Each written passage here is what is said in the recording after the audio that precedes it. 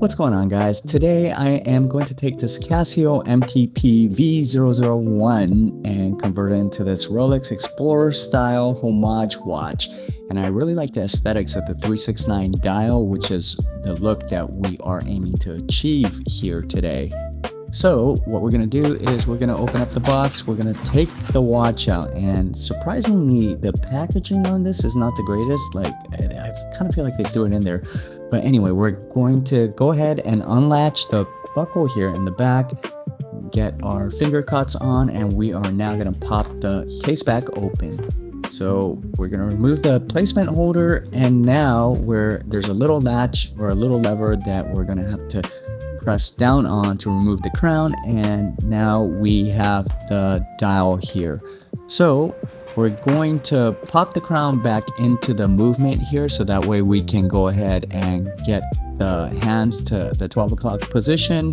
And once we do that, now we are set to start removing the hands. And I have my hand removal tool here that I'm going to use. Of course, I'm laying down a piece of plastic to protect the original dial, and we're removing the second hand, then the minute hand, and then the hour hand. And now we can take the dial held together by dial feet, and now we have the movement right here.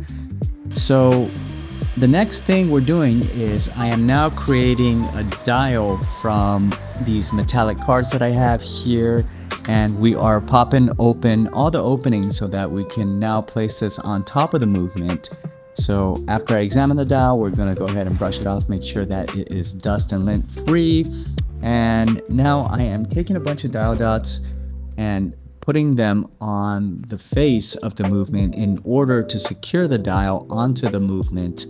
And we are going to carefully put the dial onto the movement as such, making sure that the 3 o'clock position matches where the crown is.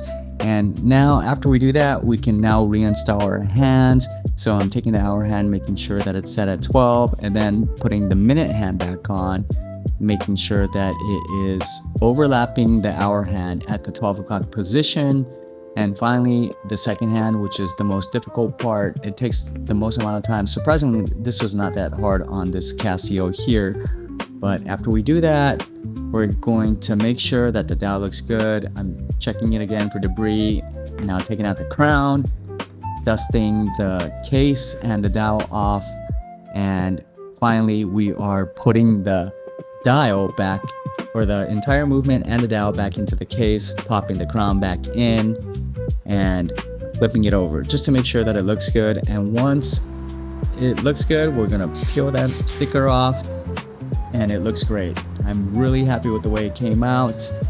I feel like this aesthetic is just more pleasing in my opinion. But thank you guys so much for watching. That was pretty much the sum of it. And if you guys have any questions or comments, please leave them down below. Thanks again.